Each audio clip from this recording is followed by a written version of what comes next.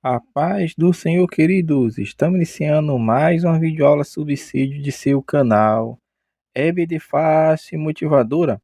Na aula de hoje estaremos comentando a lição de número 4 das lições bíblicas adultos, que tem como título O Corpo como Templo do Espírito Santo.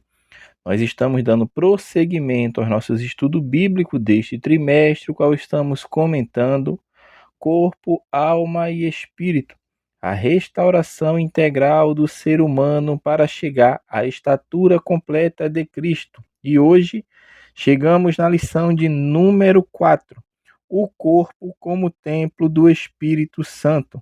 O texto áureo encontra-se em 1 Coríntios, capítulo 6, versículo 19. Ou não sabeis que o nosso corpo é o templo do Espírito Santo, que habita em vós, proveniente de Deus, e que não sois de vós mesmo? Verdade prática. Ter consciência de que nosso corpo é a habitação do Espírito Santo faz toda a diferença na maneira como o possuímos.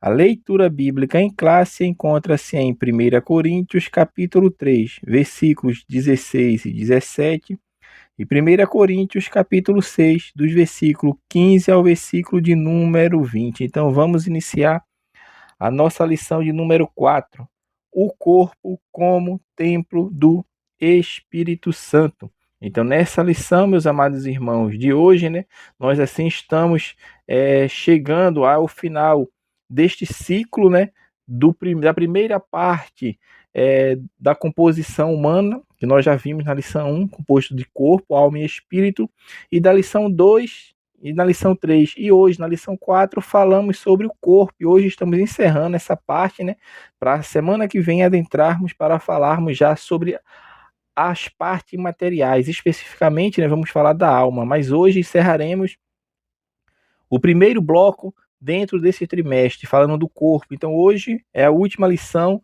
de falar desse aspecto da composição humana, o corpo. Então, hoje vamos focar justamente no corpo como templo do Espírito Santo. E observe que a leitura bíblica, que o autor vai utilizar dela justamente para destrinchar a lição deste domingo, ele vai mostrar justamente que ele está extraindo o texto justamente de uma carta que Paulo escreve aos Coríntios, A sua primeira carta, Paulo está escrevendo justamente uma cidade onde Paulo iniciou a sua missão, Porque nós sabemos, de acordo com o livro de Atos, capítulo 16 ao capítulo 18, a gente vê ali justamente Paulo na igreja não, vamos falar na cidade de Corinto, onde ele funda essa igreja, porque a igreja em Corinto ela é fundada por Paulo, e Paulo ali iniciou sua missão porque ele passou por Atenas, na sua viagem passando pela Macedônia e Acaia. Então, o resultado de Paulo permanecer ali, que a palavra de Deus nos fala que Paulo permaneceu naquela cidade durante o período de 1 ano e meio, ou seja, então a igreja ali, os crentes que nasceram em Cristo ali, de fato, ouviam Paulo pregar, viam o trabalho de Paulo, viam o fruto que dali surgia, e tudo aquilo que eles viram foi justamente o poder de Deus sendo operado na vida dos seus servos. Então, o resultado foi o apóstolo dos gentios, Paulo, permanecendo ali justamente 1 ano e 6 meses. E 1 ano e 6 meses de ensino, de pregação, de ministração e, obviamente, de demonstração de poder no Espírito Santo. A igreja que foi estabelecida ali é esta igreja que nós temos aqui agora, as duas cartas que Paulo escreveu para ela, e é justamente dentro desse contexto que nós vamos abordar a nossa lição de hoje, porque Paulo, quando ele escreve essa carta, porque ele recebe notícias, que parecem, que transparecem nos seus escritos. Então, ele observa justamente que a igreja que ele tinha deixado ali, agora se tornou um ambiente, vamos falar assim, pernicioso, porque estavam agora assimilando e praticando as mesmas obras que as pessoas que não professavam a Cristo praticavam. E isso estava influenciando a igreja, porque a cidade era perniciosa e a igreja agora começou a dar legalidade justamente para alguns aspectos pecaminosos dos quais nós estaremos tratando nesta lição? Porque a igreja em Corinto, né, Corinto era um ambiente dito pela história, né, muito turbulento. Eram muitos viajantes que passavam pelaquela cidade. Não é à toa que o porto de Corinto era um porto que na antiguidade exercia grande influência. Então, em Corinto estava ali muitos navegantes, pessoas de diversas culturas, e existia ali alguns templos pagãos que de fato executavam cultos promíscuos, né, que era o culto que era prestado pelas pessoas ali, aquelas divindades pagãs. Então, Corinto estava inserido justamente neste tenebroso ambiente, um ambiente inóspito, né? E alguns autores até falam que o termo corintianizar, né, era usado justamente com o sentido de dizer para aquela pessoa, vá para o diabo. Então, no lugar de dizer, vá para o diabo, as pessoas diziam, vai corintianizar. Então, era um termo que foi muito pejorativo, justamente por o ambiente daquela cidade ser um ambiente inóspito, principalmente para aqueles que professavam a Cristo, mas obviamente que o ambiente começou a influenciar as pessoas, e era para acontecer justamente o contrário. A igreja está influenciando através da mensagem de Cristo, mas ali estava acontecendo justamente o inverso. Então vamos adentrar na nossa lição. O primeiro tópico da lição é falar sobre corpo, propriedade e habitação divina. Comprado e selado. Neste ponto aqui, o que nós vamos destacar é justamente aquilo que nós já comentamos também em aulas passadas. Em aulas passadas, nós explicamos e detalhamos de maneira clara, né, que o homem ele peca e o pecado afeta o ser humano, e esse pecado que afetou o ser humano afeta o ser humano no aspecto físico e no aspecto espiritual e no aspecto também mental. Então vamos falar assim, atinge o homem por completo, tanto no seu corpo, a sua alma e o seu espírito. Então Deus, que de fato sabe todas as coisas, já tinha planejado em sua mente justamente executar uma obra completa, e essa obra seria justamente a redenção que foi efetuada por Jesus através de seu sacrifício na cruz do Calvário para nos trazer salvação. Então, o que nós temos que entender é que esse resgate oferecido por Cristo, né, que é efetuado mediante um preço que foi pago, e a Bíblia fala que esse preço foi o preço de sangue, ele não alcança apenas a parte material, ou seja, Jesus não morreu apenas para salvar a minha alma, o meu espírito, não, mas Jesus morreu na cruz para salvar o ser humano por completo. E essa visão que nós temos que entender da integralidade do ser humano, que Cristo morreu para resgatar o ser humano em corpo, alma e espírito. Então, nós somos uma unidade composta. E é essencial que nós entendamos isso, porque isso é essencial, né, em todos os aspectos da nossa existência, para que nós tenhamos um pensamento bíblico de fato alicerçado na palavra, para entendermos que nós fomos comprados por preço de sangue, e esse preço foi pago justamente por Cristo na cruz do Calvário. Então, Cristo morreu por cada um de nós. Não é à toa que ele fala, né, em João, o capítulo 14 de João, do Evangelho de João, ele fala de maneira enfática, né, que o Espírito da verdade que habita convosco estará em vós. Então, Cristo, antes de ser assunto aos céus, ele está nos mostrando justamente que o Espírito Santo habitaria em cada um de nós. Porque aquele que professa Cristo, que confessa Cristo, é justamente aquele ao qual Cristo passa a fazer morada, porque de fato reconheceu o sacrifício efetuado por Cristo. Então, diante disso, nós somos de fato comprados e selados pelo Espírito Santo de Deus, que habita em cada um de nós, como o próprio Cristo falou, que ele habitará em vós. Então, está dizendo justamente isso, que o Espírito Santo ele habita em cada um de nós. Cristo ortogou o Espírito Santo para habitar no crente. Então, como habitação de Deus que nós somos, templo do Espírito Santo, nos mostrando justamente que aquele que confessa a Cristo, que entende que Cristo de fato morreu e ressuscitou, irá buscar a sua igreja, foi comprado pelo preço do sangue, selado pelo Espírito Santo de Deus. Então, isso que nós temos que compreender, e entender. Por quê? Porque isso é o que a palavra de Deus justamente nos fala. O segundo subponto fala, não sabeis vós, é justamente a pergunta, né, que Paulo fala que está na nossa leitura bíblica em classe, justamente em 1 Coríntios capítulo 3, versículo 16, não sabeis vós, e Paulo pergunta isso justamente para que os coríntios entendessem, é como Paulo diz, vocês não sabem, eu fiquei 1 ano e 6 meses aí ensinando a vocês e pregando, vocês não sabem da palavra que vocês receberam quando eu esteve aí. Então é justamente isso, né, que é bem provável que a pergunta era uma pergunta retórica, para que eles viessem a se lembrar da doutrina que eles haviam recebido. E essa doutrina que ele havia recebido justamente incluía o aspecto corpóreo e espiritual. Então, o ensino de que o corpo, ele é o templo do Espírito Santo, e Paulo está escrevendo isso para ele. Olha, vocês não sabem que vocês sois o templo de Deus, que o Espírito de Deus, ele habita em vós. Então, Paulo está chamando eles a uma recordação, porque vocês foram ensinados na verdade, mas agora vocês estão desprezando a verdade. Então, Paulo está mostrando que parece que houve uma displicência, né, espiritual ali na igreja de Corinto, que levou ele justamente a perceber que estavam se desviando. E Paulo pergunta isso 4 vezes, não foi uma única vez, não. Paulo pergunta lá, usando a expressão não sabeis ou não sabeis vós. Se você vê isso no livro de Coríntios, na carta que Paulo escreveu aos Coríntios, 1 Coríntios 3,16, Paulo pergunta.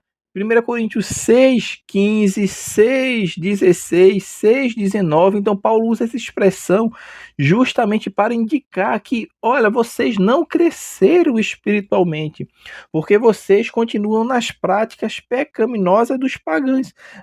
Então, Paulo está justamente trazendo um despertamento para que eles entendessem e compreendessem. Então, Paulo diz claramente, né, que ele precisou limitar-se no seu ensino quando ele está escrevendo aos Coríntios, porque ele ouve a notícia e fala, olha, ele queria escrever a vocês como espirituais, mas eu não posso, eu tenho que tratar vocês como carnais, porque as notícias que chegaram até mim, e que de fato, né, foram notícias verídicas, né, Paulo mostra para eles justamente que eles ainda estavam meninos na fé, meninos em Cristo, por causa da sua compreensão, né, da sua carnal compreensão que eles estavam demonstrando justamente do Evangelho de Cristo. Então Paulo, quando ele fala não sabeis vós, está justamente rememorando os ensinamentos que eles foram passados por Paulo, e agora eles estavam fazendo totalmente o contrário, desprezando justamente a parte física da composição humana, que é o corpo. Ou seja, Paulo está mostrando que Deus habita no nosso corpo, então nós somos templo de Deus e habitação do Espírito Santo, mostrando que o templo de Deus ele tem que ser precavido justamente dessas coisas que venham a denegrir a Deus, porque como templo de Deus nós devemos justamente ser santo, como a palavra de Deus ela nos ensina. Então, o que se espera justamente de todo cristão da igreja é justamente que ele venha a crescer no progresso espiritual à medida justamente que a palavra de Deus está sendo ensinada. Ele vai aprendendo e ele vai justamente exercitando a comunhão, vai exercitando a fé, o amor, a esperança e as demais virtudes do Espírito Santo. Então, o crente que não cresce espiritualmente, ele permanece como a igreja de Corinto, é tratado como menino, porque ele não cresce, continua nas práticas pecaminosas, porque não exercita justamente a comunhão, o amor, a fé, a esperança e todas as demais virtudes do Espírito Santo. E isso é justamente a causa de muitos lugares você ver uma estagnação, né? Muitas vezes até um retrocesso com crentes, igrejas que estão repetindo justamente os mesmos problemas infantis. Então isso gira justamente em torno dessas questões banais, dessas questões rasteiras, vamos falar assim, disputas que está acontecendo, lutas fratricidas. Então às vezes isso é visto até mesmo entre aqueles que devem trabalhar pelo aperfeiçoamento dos santos. Então era isso que estava acontecendo em Corinto. Então sabe que esse cenário costuma florescer justamente em igrejas que misturam a manifestações de dons e obras da carne, ou seja, é uma igreja que não cresceu espiritualmente, é uma igreja que não tem maturidade espiritual. Então Paulo está trazendo e rememorando isso na vida daqueles crentes para os nossos dias, essa mensagem atual, justamente para entendermos essa colocação do apóstolo. O terceiro subponto é falar sobre propriedade e domínio. Paulo, quando se refere ao corpo do cristão como propriedade de Deus, né, devidamente comprado por bom preço, né, 1 Coríntios 6:20, ele está transmitindo a clara lição de direito absoluto. Então, o domínio pleno que o remidor tem sobre a sua possessão. Então, esse, né, é o conceito de propriedade comum. Por quê? Porque no direito civil, o que acontece? O detentor da propriedade, ele deve ter também o domínio. Então, quem tem a propriedade é que tem o domínio sobre a propriedade. Então, assim, se pertencemos ao Espírito Santo, devemos viver sobre o domínio dele, a fim justamente de glorificá-lo. Então, Paulo está acentuando, né, como está na nossa leitura, que não é para prostituição, senão para o Senhor. Então, o que Paulo está dizendo? Que o nosso corpo, ele é para o Senhor e não para a prostituição. Esse versículo não está, né, justamente na leitura bíblica, mas é 1 Coríntios capítulo 6, versículo 13. Então, o que nós vamos perceber aqui é que justamente Paulo está mostrando que nós, como habitação e propriedade de Deus, nós devemos justamente estar debaixo desse domínio, estar debaixo desse conceito, né, que Deus tem o domínio pleno, porque nós somos propriedade dele. Então, como propriedade de Deus, nós temos que manifestar justamente as obras, justamente os desígnios do nosso proprietário, Deus como proprietário do corpo humano, porque nós somos povo de Deus, nós somos criaturas suas, nós somos filhos de Deus, fomos feitos, né, filho de Deus, né? Passamos desse estado de criatura para filho. E dentro desse conceito, nós, como habitação do Espírito Santo, é porque ele está habitando em nós e nós somos propriedade sua. Então temos que nos deixar ser dominado pelo Espírito Santo. E essa dominação é justamente o conceito de guiar, de dirigir, de direcionar. Tudo isso está imbuído dentro desse conceito de propriedade e domínio. O segundo tópico da lição fala corpo como tabernáculo, portador de presença. Então aqui o autor vai trazer justamente essa linguagem metafórica que Paulo usa, né, mostrando que nós somos tabernáculo de Deus, e Paulo recorre justamente ao que Deus fez com o povo de Israel, né, que era um tabernáculo que ele mostrou para Moisés para ser construído num deserto, e aquele tabernáculo ali representava justamente a presença de Deus no meio do seu povo, e a presença de Deus no meio do seu povo é por causa do tabernáculo. E Paulo usa essa linguagem, né, de templo, justamente remetendo àquela figura ali metafórica do tabernáculo, para entendermos que nós, como templo do Espírito Santo, é porque nós somos portadores da presença de Deus em nossa vida. Então, isso aqui está mostrando justamente que o nosso corpo deve termos em santificação. E entendendo justamente que era assim que era praticado na antiga aliança. O tabernáculo, ele era um lugar santo. Ele tinha que ser um lugar puro, um lugar limpo, um lugar onde Deus se manifestava. A presença de Deus ali era constante. Então, da mesma forma, nós temos que ser, porque nós somos justamente portadores da presença de Deus em nossa vida. Então, este ponto aqui da lição vai mostrar justamente que Deus, ele decidiu, né, viver em nós, né, em nós. E em nós, é isso mesmo, um ser frágil, né, uma habitação frágil como somos, como nosso corpo é frágil, mas ele se manifestou da mesma forma que ele se manifestou na tenda do deserto, no tabernáculo, naquele tabernáculo móvel que era feito de cortinas, de lençóis, e era móvel, era desmontado, né? Mostrando justamente que também era frágil. Da mesma forma, ele habita em cada um de nós. O segundo subponto deste tópico fala tabernáculo e tricotomia. Neste ponto aqui, o autor vai trazer justamente essa figura, né, do tabernáculo de Moisés e mostrar essa invocação que traz, né, tipo, invocação da sua forma, né, analógica, essa tipologia em relação à tríplice composição humana.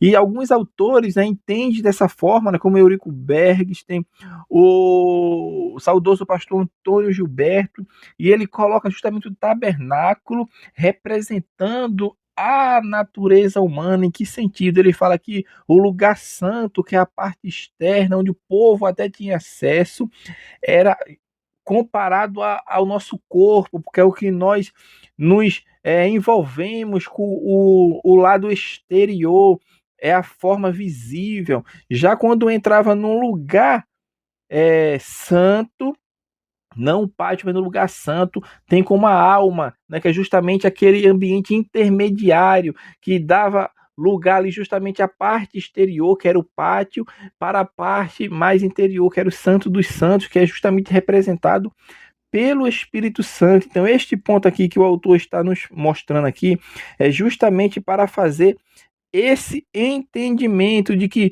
o tabernáculo ele é uma figura, né, justamente da composição humana, mostrando que o pátio exterior ele representa o corpo humano, o lugar santo é a alma, que é o ponto intermediário, né, nós vamos estudar isso nas próximas lições sobre a alma, entre o corpo e o espírito, nós vamos estudar isso, né, nas próximas lições, mas aqui já estamos dando spoiler justamente para as próximas aulas.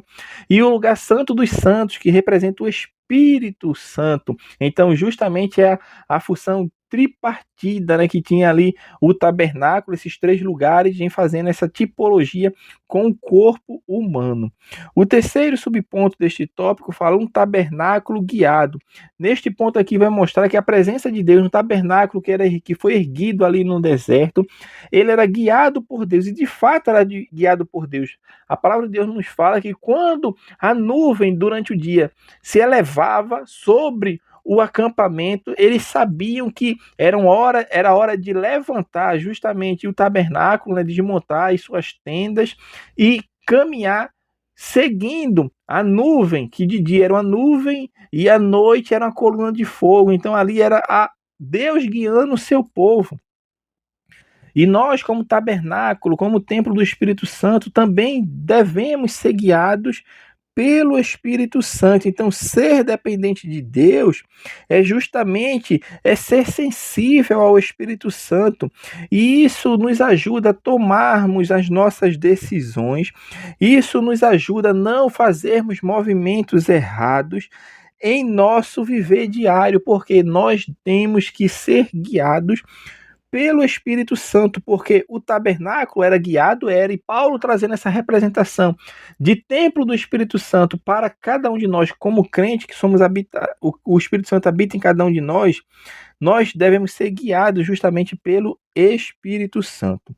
O último tópico da lição fala, cuidando do templo do Espírito, fugir da prostituição.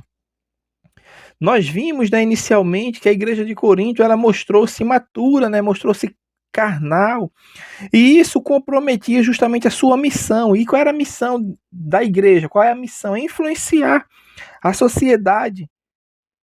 Então, alguns dos seus membros estavam incorrendo justamente em práticas pecaminosas graves. Paulo fala sobre um caso, né, ali em 1 Coríntios capítulo 5, justamente de um jovem que estava tendo relações justamente com a sua madrasta, ou seja, com a mulher de seu pai. E a igreja de Corinto, né, tipo, estava sendo conivente, não estava corrigindo, não estava disciplinando aquele que estava cometendo esse ato dele,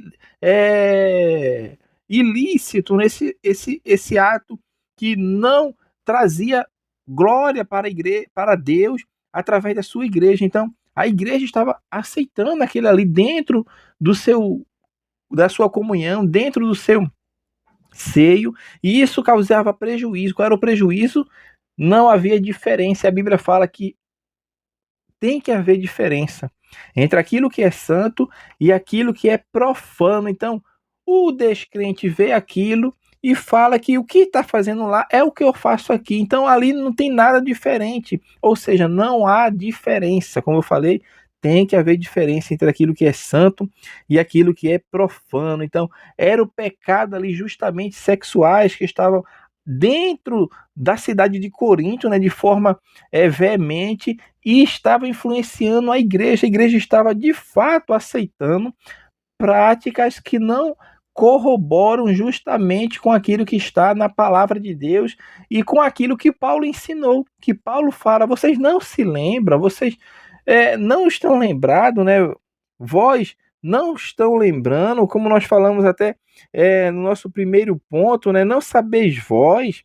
Então Paulo está rememorando, trazendo para eles entender, para eles fugirem das práticas que não trazem justamente benefícios espirituais, mas trazem degradação para o corpo. E Paulo está mostrando justamente que nós, como templo e morada do Espírito Santo, devemos preservar-nos santos e puros, porque esta é uma condição de se ver a Deus, né? O autor aos Hebreus fala disso, que seguir a paz com todos e a santificação, sem a qual ninguém verá o Senhor. Então, a santificação é de fato um requisito, uma prática, né, a ser manifestada por aqueles que são salvos em Cristo Jesus. Então, temos que estar atentos quanto a isso. O segundo subponto vai falar sobre disciplinas espirituais.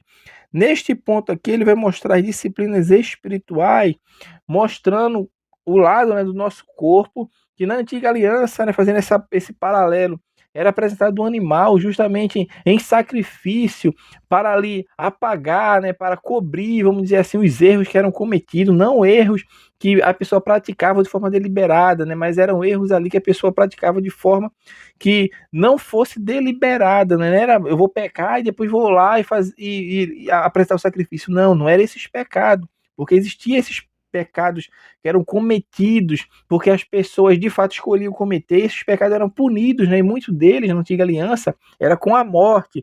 Então o que Paulo está mostrando aqui para trazer esse paralelo, e o autor vai nos mostrar aqui que essas disciplinas espirituais é justamente para que nós saibamos, né, usar o nosso corpo justamente para a glória de Deus. Então, as disciplinas espirituais que nós devemos fazer é justamente aquelas que nos aproximam de Deus. Nós, como corpo, habitação do Espírito Santo, templo do Espírito Santo, nós temos que entender isso, porque o nosso corpo, ele de fato, ele serve para nós cultuarmos a Deus. Cultuamos a Deus com o nosso corpo.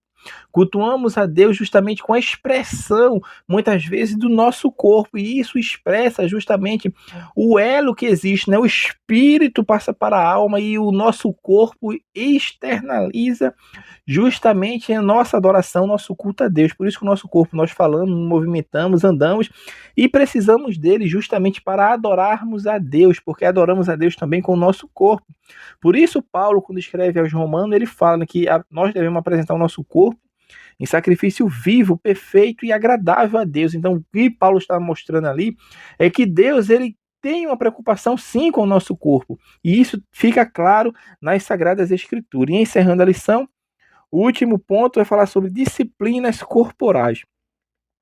Neste ponto aqui de disciplinas corporais, o autor está trazendo justamente que nós, como servos de Deus e crentes em Cristo Jesus, devemos também ter um cuidado para o nosso corpo, nesse entendimento aqui, não apenas na preservação do lado espiritual, da santificação, de manter o corpo puro, mas em relação a manter o corpo saudável. E manter o corpo saudável aqui está imbuído tanto os fatos que nós possamos fazer a nossa alimentação saudável, né? O autor comenta sobre isso, vai falar também justamente sobre o nosso cuidado com o corpo através de busca regular ao médico, né, fazendo check-up geral. O autor também, ele está imbuído aqui dentro desse conceito, tudo isso que nós estamos comentando. Então, o que devemos fazer para mantermos nosso corpo em perfeito funcionamento? Atividades físicas, o autor também comenta sobre isso. O nosso corpo precisa de descanso. O nosso corpo também, ele precisa ter uma saúde, né, que seja agora me fugiu, que seja que tenha, na verdade, né, uma regularidade nos exames periódicos para saber o funcionamento do nosso corpo, porque nós estamos sujeitos, meu irmão, as mazelas deste mundo, como nós falamos em lições anteriores. Então, tudo isso aqui são disciplinas corporais. Então, as disciplinas corporais é aquilo que eu faço para manter o meu corpo em um bom funcionamento. Então, isso eu tenho que fazer para que meu corpo ele funcione perfeitamente. Porque se eu não tiver um corpo funcionando perfeitamente, eu de fato vou deixar de fazer muitas coisas. E uma dessas coisas é justamente de adorar a Deus na casa do Senhor. Então, tudo isso influencia o corpo. Então, o corpo, como templo do Espírito Santo, ele deve ser guardado e preservado, sim, em santificação, no lado espiritual, buscando a presença de Deus, praticando disciplinas espirituais, leitura da palavra, jejum, oração, sim, e também as disciplinas corporais, ou seja, o funcionamento do nosso corpo como uma forma literal, no sentido literal, de cuidar do corpo, da matéria física, que isso que nos faz nos mover e caminharmos para fazer a obra do Senhor. Então, assim, nós estamos encerrando a nossa lição de número 4. E nessa lição nós comentamos o tema o corpo como templo do Espírito. Deus abençoe os irmãos. Até a nossa próxima aula, se assim o Senhor permitir.